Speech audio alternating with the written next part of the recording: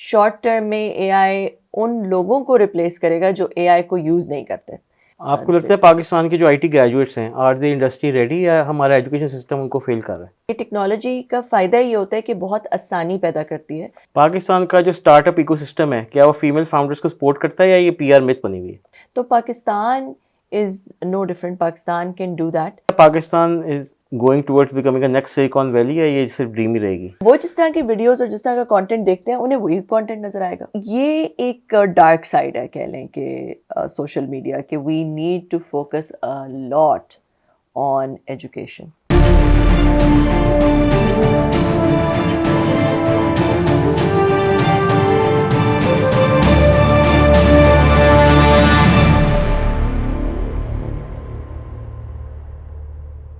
क्या पाकिस्तान में चैरिटीज जो हैं वो हाइड कर रही हैं और ट्रुथ को, और इम्पैक्ट मीटर को कैसे एक्सपोज कर रहा है उनके फ्लॉज को, ट्रेडिशनल फिलैंथ्रोपी की जो हाँ, चीज़ें? माई इम्पैक्ट मीटर एक ऐसा प्लेटफॉर्म है जो कि चैरिटेबल स्पेस के अंदर, सोशल फिलैंथ्रोपी के अंदर टेक्नोलॉजी को लेकर आए। और जब आप टेक्नोलॉजी को किसी भी चीज़ के अंदर लेकर आते हैं, आप उसको एक सिस्टम्स अप्रोच में ले आते हैं, आप उसको फ्रिक्शनलेस कर देते हैं, सिंपल कर देते हैं, कन्वीनियंट कर देते हैं, ट्रांसपेरेंट कर देते हैं, इक्विटेबल कर देते हैं, तो माई इम्पैक्ट मीटर, और फिर उसको ट्रेसेबल कर देते हैं। सबसे बड़ी बात, क्योंकि जब ये पहले पाकिस्तान में देखें, चैरिटी तो बहुत होती है, मगर पाकिस्तान में एक तो चैरिटी होती है वो जो आप इशारे पे दे देते हैं बेगर माफिया को, जो कि इतना बड़ा माफिया है पाकिस्तान में, और गुर्बत उधर की उधर ही रहती है। और दूसरा ये कि जो एनजीओज पाकिस्तान में बहुत अच्छा काम कर रही हैं, मगर उनको देने का सच जब आप उनको देते हैं, तो एक तो ये कि उनकी कोई मार्केट प्लेस नहीं है कि एक ही जगह पे जहाँ पे आप एनजीओज को देख सकें, कंपेयर कर सकें उनके कॉजेज़, उनके पैक्स। दूसरा ये कि उनकी रिपोर्टिंग एक ही जगह से आपको मिल जाए, क्योंकि अगर आप बहुत सारे एनजीओज को देखें, it's difficult to keep track of what's happening, what happened to your money that you give.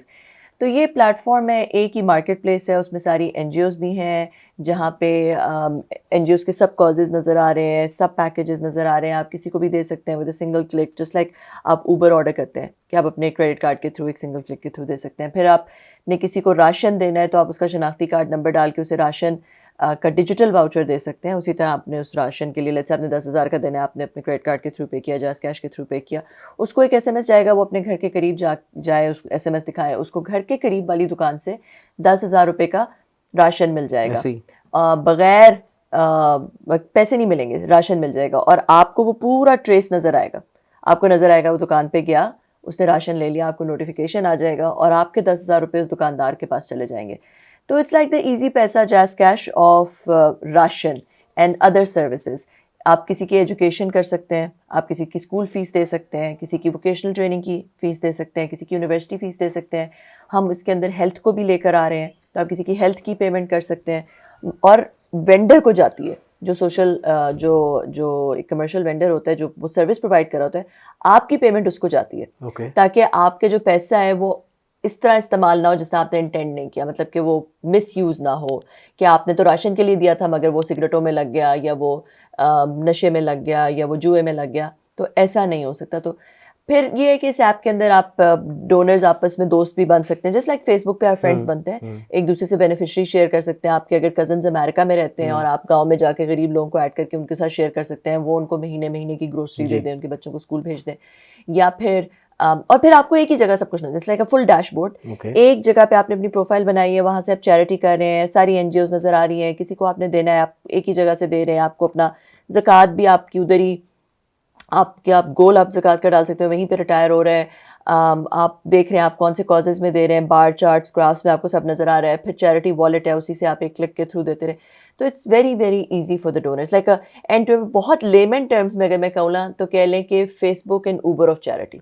Y do you believe जो डिजिटल फिलैंथ्रोपी है वो फ्यूचर है, और ये हमारी एनजीओ जिनसे स्केर्ड क्यों है? आप why they are scared of it? Why they scared of my impact meter? नहीं, the digital philanthropy. Digital philanthropy आपको लगता है ना फ्यूचर है वो? हाँ हाँ बिल्कुल। देखें, टेक्नोलॉजी तो इनएविटेबल है, टेक्नोलॉजी ने आना ही आना है, टेक्नोलॉजी को अब आप रोक नहीं सकते, ठीक है। और लोगों ने, जिसे कहते हैं ना कि एक तरीका हो गया अब फ़ोन से, ऐप से हर चीज़ करने का, तो वो आहिस्ता आहिस्ता उस तरफ जा ही रही हैं। अब देखें, बहुत सारी जो हमारी चैरिटीज़ भी या और भी बिजनेसेस जो कि बड़े ट्रेडिशनल हैं, उनको टाइम लगता है कि वो उस डिजिटल जर्नी Okay. में, क्योंकि उन्हें डर होता है कि पता नहीं कितना मुश्किल है, पता नहीं कितना है, मगर ये बहुत आसान है। और ये टेक्नोलॉजी का फ़ायदा ये होता है कि बहुत आसानी पैदा करती है।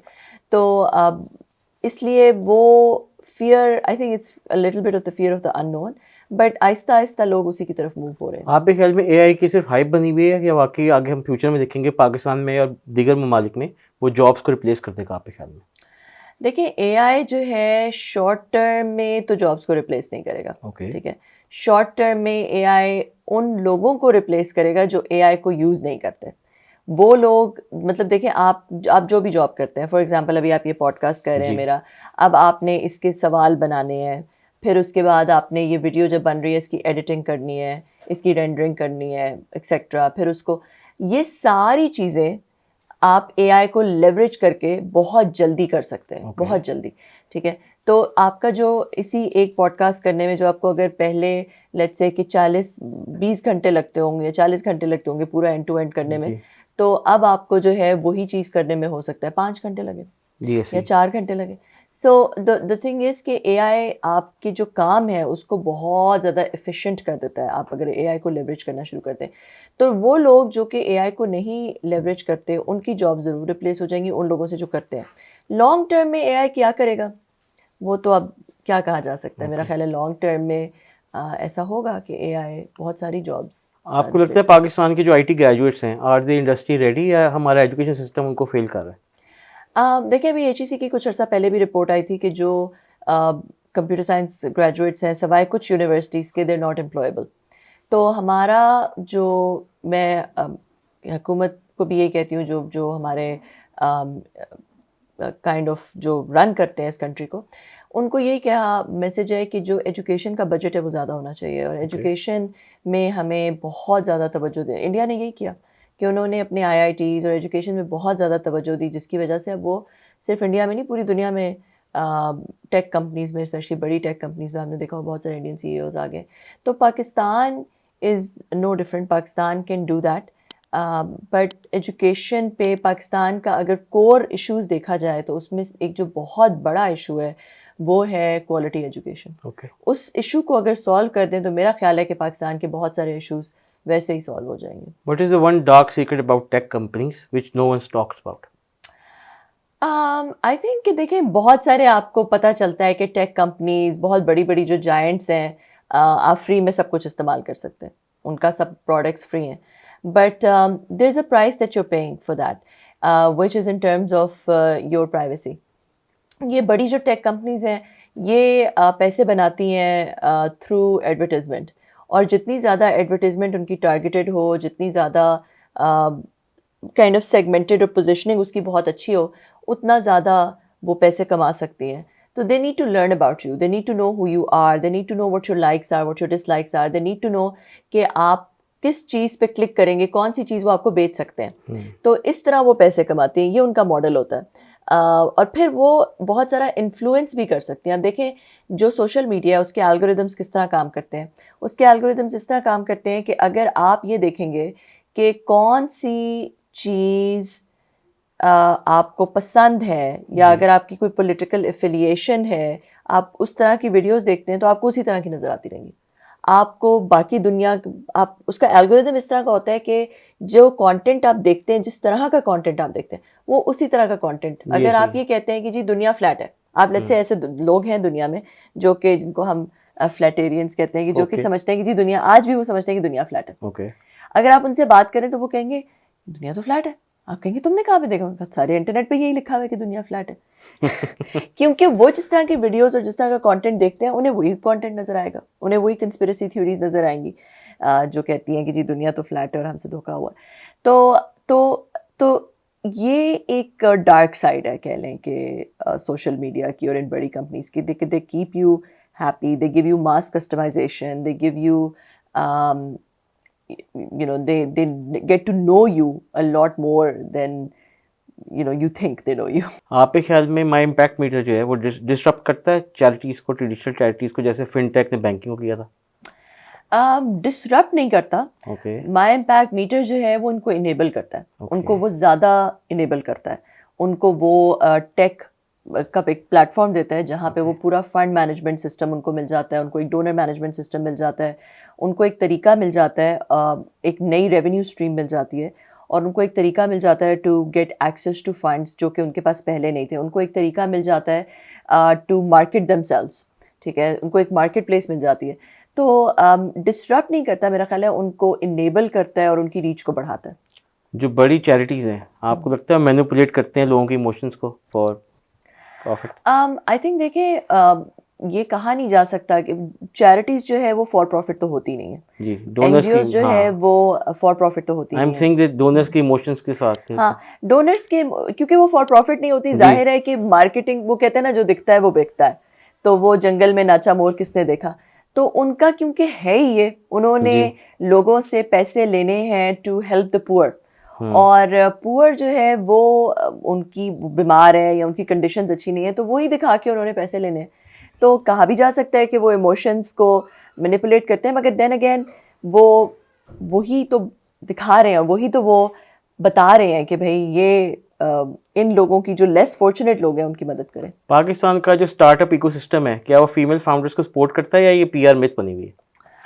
मेरा ख्याल है कि हमारा, क्योंकि बहुत अरसे से एक जनरेशनल बायस है, ठीक है, क्योंकि बहुत ट्रेडिशनली फीमेल्स जो है वो नहीं आई इस बाहर नहीं आई, इतने ज़्यादा एक्सपोज नहीं हुई, इतने जॉब्स में नहीं आई, तो वो बहुत generational, over a period of generations एक बायस बन चुका है। तो वो बायस जो है, बहुत वेल मीनिंग लोग भी जो कि फीमेल्स को सपोर्ट भी करना चाहते हैं, उनके अंदर भी अनकॉन्शियस वो बायस आ जाता है और अनकॉन्शियस डिस्क्रिमिनेशन आ जाती है, जो कि मैंने इस पे एजुकेट करने की ज़रूरत है, और मैं करती भी हूँ बहुत सारी दफ़ा, इस पे बहुत डिटेल में बात करती हूँ। मर्दों को भी एजुकेट करने की ज़रूरत है, औरतों को भी एजुकेट करने की ज़रूरत है।